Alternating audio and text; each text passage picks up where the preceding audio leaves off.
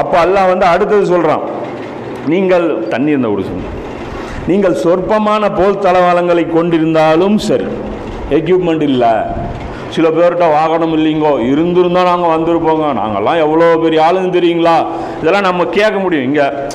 நம்ம இங்கே ஜமாத் சம்பந்த வேலைகள் இருக்கும்போதே பார்த்தீங்கன்னா சாக்கு போக்கெல்லாம் வரும், நல்லா வரலான்னு தாங்க இருந்தேன், திடீர்னு பார்த்தீங்கன்னா இப்படி ஒரு சூழ்நிலை ஆகிப்போச்சு, இதெல்லாம் பேசுவாங்க. அதுதான் எல்லாம் சொல்கிறேன், இதெல்லாம் ஒரு மேட்ரு கிடையாது. நீங்கள் போர் தளவாடங்களை கொண்டிருந்தாலும், சொற்பமான போர் தளவாடங்களை கொண்டிருந்தாலும் சரி, நிறைய போர் தளவாடங்களை கொண்டிருந்தாலும் சரி, நீங்கள் அல்லாஹ்வின் பாதையில் புறப்பட்டு உங்கள் செல்வங்களையும் கொண்டு உங்கள் உயிர்களையும் கொண்டு போர் புரியுங்க. பணத்தை போடு, உயிரை போடு, ரெண்டையும் போட்டு இறங்கு. நீங்கள் அறிந்தவர்களாக இருந்தால் இதுவே உங்களுக்கு மிகவும் நல்லது. உனக்கு புத்தின்னு ஒன்று இருந்தா, யோசிக்கக்கூடிய ஒரு அறிவுன்னு இருந்தால் இதுதான் உனக்கு நல்லது, இதை நீ யோசிச்சு பாரு அப்படின்னு சொல்லி அல்லாஹ் சொல்கிறான். இப்போ இதில் இன்னொரு முக்கியமான விஷயம், இப்போ இன்னைக்கு வந்து ஒரு சின்ன ஒரு கூட்டம் ஜிஹாதுக்கு அழைப்பு விடுக்கிறோம், வராதவங்களாம் காஃபிர்கள் சொன்னால் எப்படி கையாளுறது? அப்போ இன்னைக்கு வந்து முஸ்லீம்கள் சண்டை போடுறது எல்லாமே ஜிஹாத் ஆயிருமா?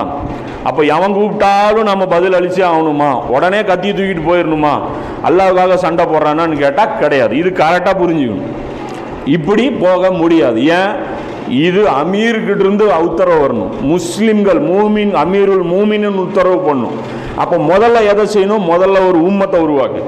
நீ விட்டு விட்டா நான் இந்தியாவில் சேர்ந்த முஸ்லீம், நான் பாகிஸ்தானை சேர்ந்த முஸ்லீம், நான் சைனாவை சேர்ந்த முஸ்லீம்னு இருக்காத. எங்கே இருந்தாலும் ஒரு உம்மத்துன்னு வை.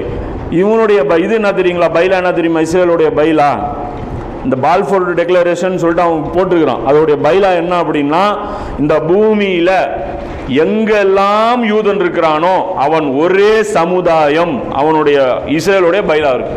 காரி துப்புறான் நம்மளை பார்த்து. இங்கே வந்து இவங்க நம்ம தௌஹீத்வாதிகள் வந்து பேசுகிறாங்க, நீ விரல ஆட்டாத வரைக்கும் உங்களுக்கும் எங்களுக்கும் மத்தியில் பகைமை ஏற்பட்டு விட்டதுன்னு சொல்லி இப்ராஹிம் நபியுடைய முன்மாதிரி கொண்டு வந்து காட்டுறாங்களாமா. இங்கே வந்து யூதன் காதி துப்பி இருக்கான். உலகத்தில் எங்கே இருந்தாலும் சரி, அவன் யூதனாக இருந்தால் அவன் இஸ்ரேலுக்கு சொந்தக்காரன், அவன் தாராளமாக டிராவல் பண்ணி இங்கே வரணும். அது ஒரு உம்மத்துங்கிறான். இது ஒரு உம்மத்துன்னு சொல்லி பனி இஸ்ராயேல் வச்சிருக்கிறான். அதாவது அவன் ஒன்றுபட்டாங்க, அதை நம்ம மறந்துட்டோம். 72-1 ஆயிருச்சு. பலம் எல்லாம் கொடுத்துட்டான். நாம 73-1 ஆயிட்டோம் அப்படின்னா அப்போதான் இவங்களை எதிர்கொள்ள முடியும். அது வரைக்கும் நம்மளால ஒன்றும் பண்ண முடியாது. அப்போ முதல்ல ஒரு உம்மத்தை கட்டமைக்கணும். அப்போ உம்மத்து மத்தியில் இருக்கக்கூடிய இந்த விஷயங்களை பேசி புரிய வச்சு, நீ வந்து ஒரு உம்மத்து, நீ வந்து இப்படி பிரிவினையில் இருக்காத, ஒரு உம்மத்து வா, அதுக்கப்புறம் ஒரு அமீர் வா, அதுக்கப்புறம் ஜிஹாதுக்கு வா. இதுதான் சிஸ்டம்.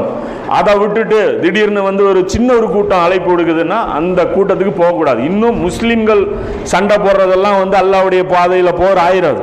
அல்லாஹ்வுக்காகவா இருக்கணும். தன்னுடைய நாட்டை காப்பாற்றுறதுக்காகவோ, தங்களுடைய பொருளாதாரத்தை காப்பாற்றுறதுக்காகவோ, உயிர்களை காப்பாற்றுறதுக்காகவோ சண்டைக்கு ஒருத்தன் கூப்பிட்டா அது ஜிஹாது கிடையாது.